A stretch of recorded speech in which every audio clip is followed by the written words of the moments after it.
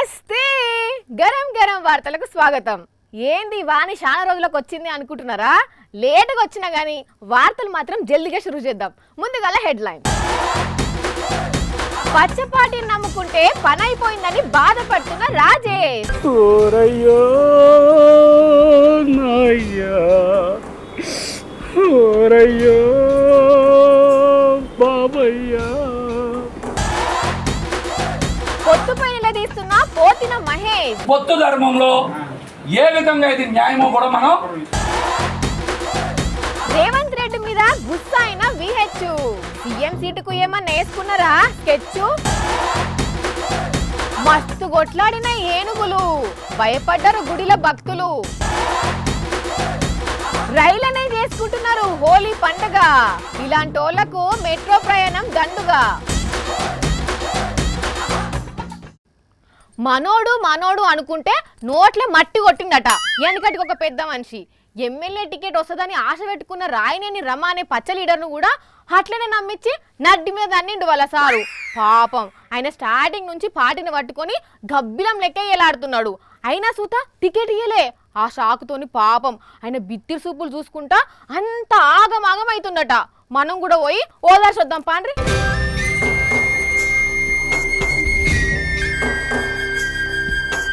ఓరయ్యో నాయ్యా, ఓరయ్యో బాబయ్యా. ఈ చేతితోనే జెండ పట్టాను, ఈ చేతితోనే జయ్యి కొట్టాను, నీ పార్టీకే నే సేవ చేశాను, ఈ నోటితోనే నీ భజన చేశాను, నీ చేతితోనే నా దుంపదించవే. ఎవడి కోసమో నా కొంప ముంచవే. ఊరయ్యో అయ్యా, ఊరయ్యో బాబయ్యా.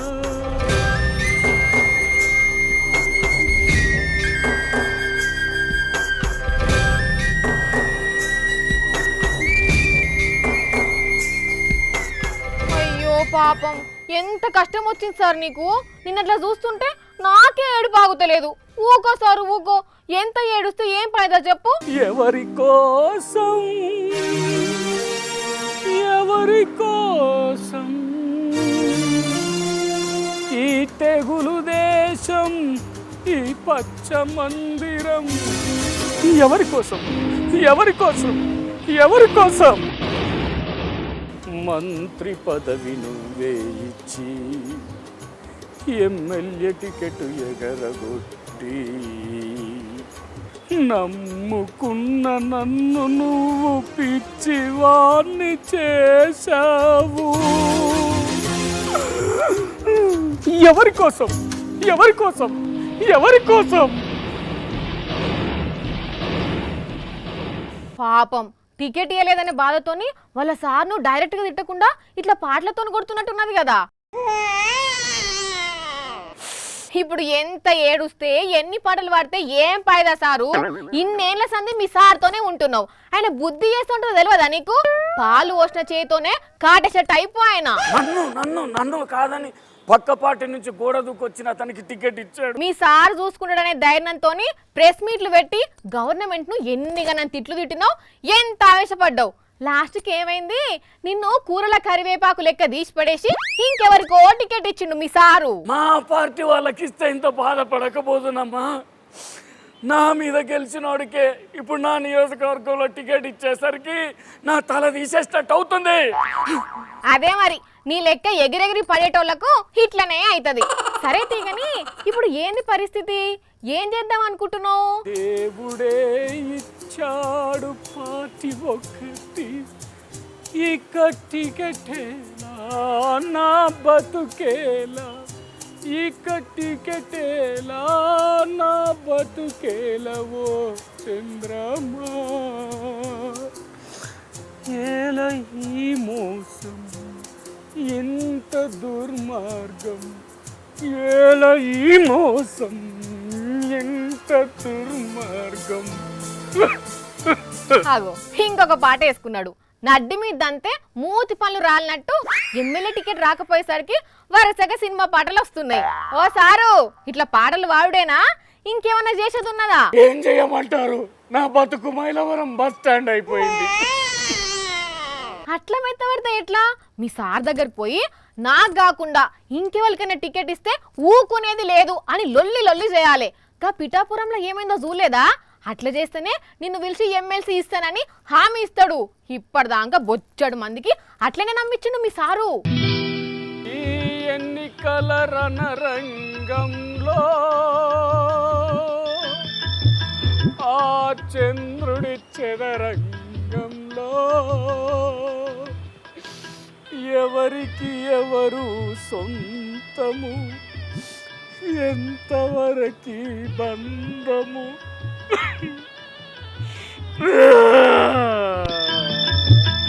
పాపం మళ్ళా పాట అందుకున్నాడు.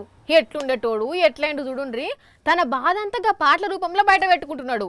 శవరం అయితే గాని తత్వం బోధడు అన్నట్టు వాళ్ళ సారు ఎట్లా మోసం చేస్తాడనేది ఇప్పుడు సమజే ఉంటది ఈ రాయనేని రమకు. ఏం చేస్తాం, చేసుకున్నోళ్లకు చేసుకున్నంత. బయటికి పొత్తులు, లోపల మాత్రం కత్తులు. పిఠాపురంలో పవన్ పోటీ చేస్తారని ప్రకటించుడుతోని టీడీపీ లీడర్లు రచ్చ రచ్చ చేసిర్రు. అయినా కూడా చంద్రబాబు ఒక్క మాట మాట్లాడలేదు. అసలు టీడీపీకి సీటు కేటాయించిన కాడ మనం ఎందుకు సపోర్ట్ చేయాలి వాళ్ళకు, మనం కూడా పోటీ చేసుడే అని పోతిన మహేష్ అనుచరులు మస్తు కోపం చేసిండ్రు. వామ్మో వీళ్ళు ఇంత ఏడ్చుకుంటా మరి పోతిన మహేష్ కి టికెట్ ఇయ్యాలని పట్టుబడుతుర్రంటే మనం ఒకసారి మహేష్ అన్నతో మాట్లాడాల్సిందే. మేము కూడా మీతో దాని గురించే మాట్లాడదాం అనుకుంటున్నాం. నాతో పాటు ఎవరి స్థాయిలో వాళ్ళందరూ కూడా సమయం డబ్బు ఖర్చు పెట్టారు. అవును చేసిండ్రు. అయితే ఇప్పుడు ఏమంటారు? పశ్చిమ సీటు మనకి కేటాయించాలని పవన్ కళ్యాణ్ గారికి విజ్ఞప్తి. ఖచ్చితంగా కేటాయించాలా? ఖచ్చితంగా కేటాయించాలి. మీ సీటు పొత్తులో భాగంగా టీడీపీకి పోయింది కదా, అయినా అడుగుడు పద్ధతేనా? మరి పొత్తులో ఉన్న పార్టీలు నిన్న చాలా బీభత్సం సృష్టించారు. ఏం బీభత్సం అన్నా? పవన్ కళ్యాణ్ గారు స్వయంగా మన పార్టీ అధ్యక్షులు పోటీ చేస్తారన్న దగ్గర తెలుగుదేశం పార్టీ నాయకులు బ్యానర్లు చించి కార్యాలయం తగలబెట్టి నానా దుర్భాషలు ఆడితే తెలుగుదేశం పార్టీ నాయకుల్లో బాధ్యత కలిగిన ఒక్క నాయకులు కూడా బయటకు వచ్చి మాట్లాడారు. చూస్తుంటే పవన్ ఓడిపోవాలని చంద్రాలే కోరుకొని అట్లా చేపిస్తుండా ఏంది? డ్యామేజ్ జరుగుతున్నప్పుడు పొత్తు ధర్మంలో ఏ విధంగా ఇది న్యాయమో కూడా మనం జన సైనికులుగా మన బాధ్యత తీసుకోవాలి. నిజంగానే ఇది ఆలోచించాల్సిన విషయమే. మన పార్టీలో ఒక్క నాయకుడు కూడా మాట్లాడరేంటి? మీరు అట్లా మాట్లాడకుండా ఉంటే సీట్లు మీకు కేటాయించినట్టే చేస్తాడు చంద్రబాబు. మళ్ళా వాళ్ళకే వెనకమర్ల నుంచి నిలబెడతాడు. బాబు గురించి ఎవరికి తెలియదు. రాష్ట్ర నాయకత్వం ఎందుకు స్పందించదు మన పార్టీలో కూడా? దీని మీద మీరు గట్టిగా పవన్ నిలదీస్తేనే సరే, లేదంటే తూర్పు తిరిగి దండం పెట్టుకోవాల్సిందే.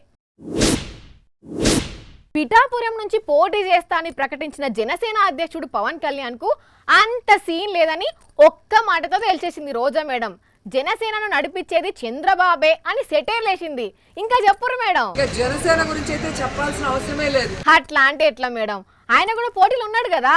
24 సీట్లు అన్నాడు, గాయత్రి మంత్రం అన్నాడు, అశోక చక్రంలో పూజలు అన్నాడు. 24 పోయి ఇప్పుడు 21 మిగిలినాయి.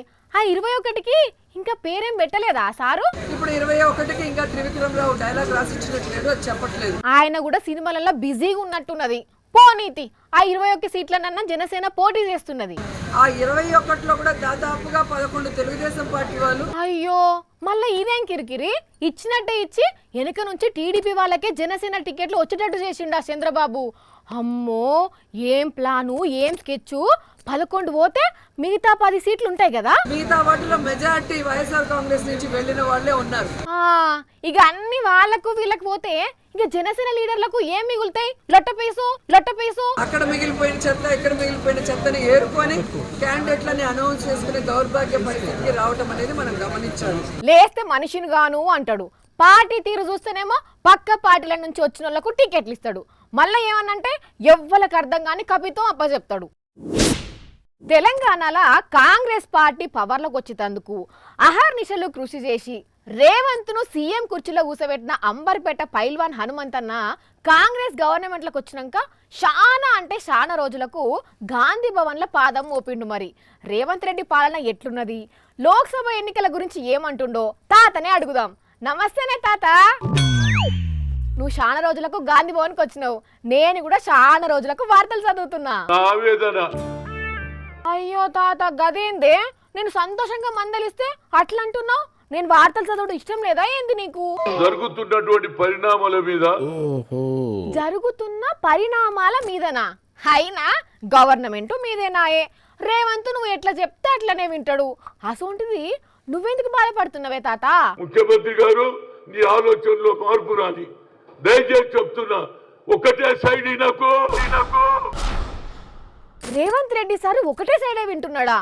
నిజంగా అట్లనే చేస్తుండా? ఆయన ఆలోచనలో మార్పు వచ్చింది. ఏ ఊకో తాత, గట్ల ఏం ఉండదు. కేసీఆర్ ఎవరిని కలవలేదు గాని రేవంత్ అందరిని కలుస్తుండని మీ పాటోళ్ళే అంటున్నారు కదా. 15 సార్లు అడిగినా. 15 సార్లు అపాయింట్మెంట్ అడిగినవా?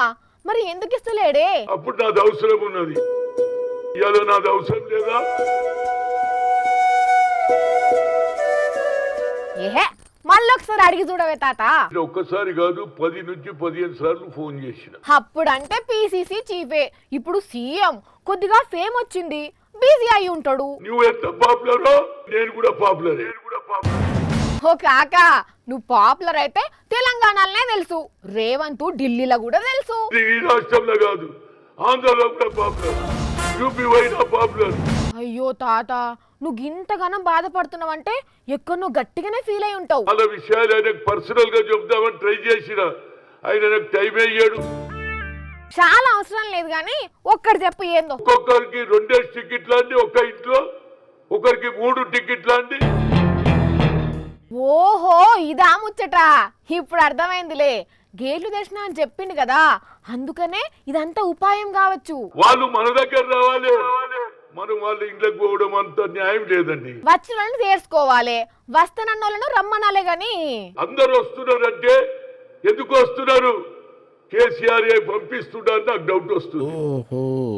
ఏమో అనుకున్నాం, హనుమంతన్న దగ్గర చిట్టా బగ్గనే ఉన్నది. ఇంతకు ఏమంటవే కాక మరి? మార్పు రావాలని భగవంతుడు కోరుతూ.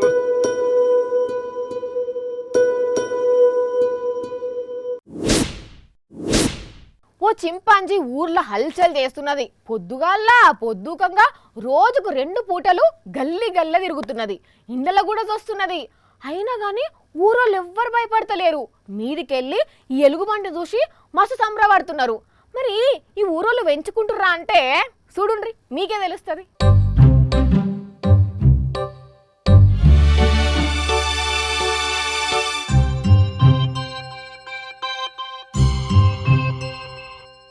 చూసిండ్రు కదా, గల్లీలో తిరుక్కుంటా ఇళ్లలో చూస్తున్నది ఇగో ఈ చింపాంజీ. అయినా ఏంది ఏమో తేడాగున్నది, సేమ్ మనిషి లెక్కనే నడుస్తున్నది కదా అనుకుంటున్నారా? నిజంగా ఈయన మనిషే, కాకపోతే చింపాంజీ వేషం వేసిండ్రు. ఎందుకు మరి అట్లా చేసిండ్రు అంటే అది మీన్ చెప్పుడు కాదు, ఇగో ఈ పంచాయతీ కార్యదర్శి మేడం చెప్తుంది, వినండి. డ్రెస్ అనేది దొరుకుతుంది, దీనివల్ల కూడా కోతులు అనేవి బెడద తగ్గించుకోవచ్చు అని చెప్పేసి ఒక ఆలోచన అనేది నాకు వచ్చింది. సో ఇందులో భాగంగా నేను ఆ డ్రెస్ అనేది కొనుగోలు చేసి గ్రామంలో మా సిబ్బందికి వేసి ఇట్లా తిప్పడం జరుగుతుంది. ఉదయం 6 గంటల నుంచి 8-9 వరకు తిరుగుతారండి, మళ్ళీ సాయంత్రం పూట కూడా తిరుగుతారు. సో దీనివల్ల చాలా వరకు మాకు 70% వరకు కోతుల బెడద అనేది తగ్గింది. అదన్నట్టు మ్యాటరు. కోతుల బెడద నుండి తప్పించడానికి ఉపాయం చేసిందట మేడం. ఖమ్మం జిల్లా బూర్గంపాడు మండల్ మొరంపల్లి బంజారా ఊర్లో కోతులు మస్తు తిప్పల పెడుతున్నాయట జనాల్ని. వాటి భయానికి బయటికి వెళ్ళలేకపోతున్నారట, పనులు చేసుకోకుంటున్నదట. అందుకని ఎట్లనన్నా చేసి కోతుల బారి నుండి మమ్మల్ని కాపాడండి మేడం అని కంప్లైంట్ ఇస్తే వాళ్ళ నీళ్ళని అడిగి యూట్యూబ్లో వీడియోలు చూసి చింపాంజీ డ్రెస్ తెప్పించి గ్రామ సిబ్బందికి తొడిగి పొద్దుగాల సాయంత్రం ఊర్లో రౌండ్లు తిప్పిస్తున్నది మేడం. ఇగేమున్నది, చింపాంజీని చూసిన కోతులు కొండెంగలు నిజంగా చింపాంజీ వచ్చింది అనుకొని తుర్రుమంటున్నాయని సంతోషపడుతున్నారు ఊరోళ్ళు. ఇది సక్సెస్ఫుల్ అయినందుకు చాలా అభినందనలు తెలియజేస్తున్నారు, చాలా ఆనందపడుతున్నారు. మరిగా మీ ఊళ్ళల్లో కూడా కోతుల పెడదేమన్నా ఉంటే వీళ్ళు చేసినట్టే ఉపాయం చేయండి, సరేనా? హోలీ హోలీల రంగ హోలీ, చెమ్మకేలిల హోలీ, హోలీ పండుగొచ్చినది హోలీ, చెమ్మకేలిల హోలీ. నిజంగా ఒకప్పుడు హోలీ పండుగ వచ్చిందంటే చాలు వదిన మరదళ్ళు బావ బామ్మర్దులు తాత మనవళ్ళు ఫ్రెండ్స్ ఎంతో సంబరం కొద్దీ రంగులు పూసుకుంటా పండుగ జరుపుకునేటోళ్ళు. కానీ అదే ఇప్పుడు డిజిటల్ టెక్నాలజీ పెరిగేటాలకు రంగుల సంబరం కొద్దీ పూసుకునుడు కాదు, వీడియోల కోసం ఫోటోల కోసం పూసుకుంటున్నారు. సరే వాళ్ళు ఏం చేసుకుంటే మనకేంది అనుకుంటే ఇగో ఇక్కడ ఇద్దరు ఒక అమ్మాయిలు హోలీ పండుగను ఎట్లా జరుపుకుందామని చూసిర్రో ఒక్కసారి లుక్కేయండి.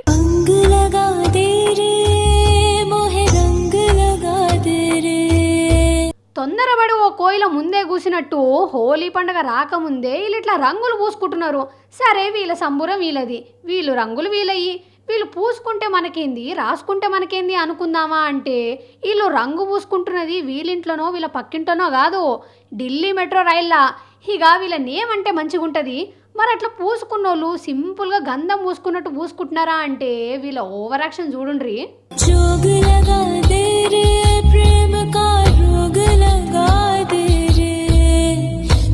ఇలా కథలన్నీ సోషల్ మీడియాల కోసం ఇట్లా ఏదో డిఫరెంట్గా చేసి దాన్ని వీడియో తీసి ఇన్స్టాలో పోస్ట్ చేస్తే లైక్లు షేర్లు వస్తాయి, ఓవర్ నైట్ స్టార్లు కావచ్చన్న ఆశతోని ఇట్లా లేనిపోని చిత్రకథలు పడి ఇట్లా రైళ్ళనే రంగులు పూసుకుంటున్నారు. వీళ్ళ ఓవర్ యాక్షన్ చూడలేక ప్రయాణికులు అటు దిక్కు తలలు తిప్పిండ్రు.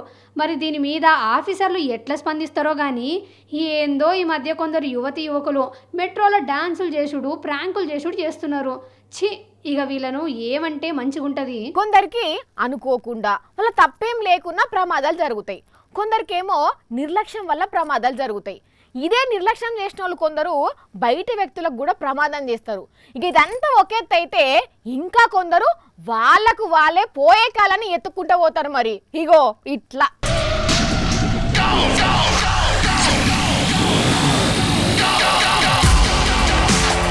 ఇలా బల్పు బాండకేసి కొట్ట, ఈపుకు రేగ్గంప పెట్టి గీర, కండ్లల్లో కారం పెట్టి కొట్ట, ఏం పోయే కాలం రా అయ్యా, తిన్నది అరుగుతలేదా, గోసిగాలారా బద్మాసిగాలారా అని తిట్టాలని అనిపిస్తున్నదిలే.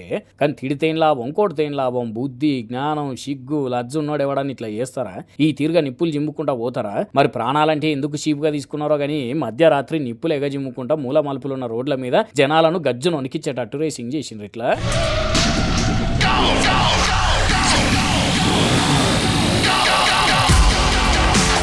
మరి ఈ వీడియో ఎక్కడ చూసిండో ఎట్లా పోయిందో సజ్జనార్ సార్ దగ్గరికి కానీ ఇదేం పోయే కాలం పొలగాళ్ళకు అని ట్వీట్ చేసుకొచ్చిండు వీడియో పెట్టి. మరి లేకపోతే ఏంది, ప్రాణాలంటే ఇంతగానం సులకన్నా. ఓ అయ్యలు అవ్వలు చూసిండ్రా, కొందరు పొలగాళ్ళకు బైకులు ఇస్తే ఇట్లా రాత్రిపూట ఎట్లాంటి కథలు పడుతున్నారో జర మీ పిల్లగాళ్ళు బయటికి బండేసుకొని పోయినప్పుడు ఇగరాలు కనుక్కోండి. కొందరు పొలగాళ్ళు అయ్య వాళ్ళ దగ్గర మంచిగా యాక్షనింగ్ చేసుకుంటూ బయటికి వస్తే ఇట్లా ఆల్చల్ చేస్తున్నారు. ఏమనేటట్టున్నది పటుండ్రి. చెయ్యి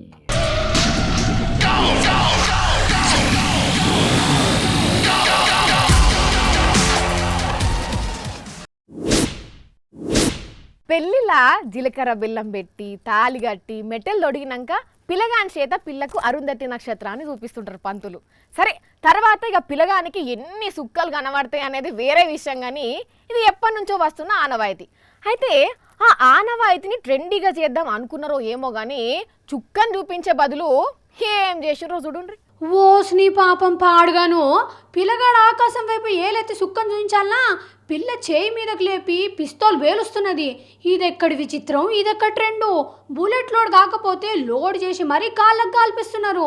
ఇంకో సైడ్కి అన్నెవలో కానీ బహుషారున్నట్టున్నాడు. పిస్టోల్ వేలకపోతే లోడ్ చేసి మరీ ఇస్తున్నాడు ఈమెకు. చూస్తుంటే పిల్లకు కూడా భయం అవుతున్నట్టే కనిపిస్తున్నది, కానీ కిందకు చూసి మీద గాలుస్తున్నది ఇట్లా.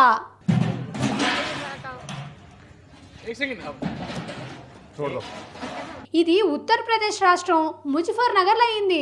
మరి పెళ్ళంటే ఎంతోమంది చుట్టాలు పక్కాలు సోపదగాలు వస్తారు. అసోంటి దగ్గర ఇట్లా పిస్తోల్ వేలుస్తుంటే ఒట్టిగానే చూసుకుంటుంటారా? అబ్బా ఏం వెరైటీ అనుకుంటా వీడియోలు తీసి ఇంటర్నెట్లో పెడితే ఈరగా మరగా వైరల్ అయి పోలీస్ దాకా చేరింది.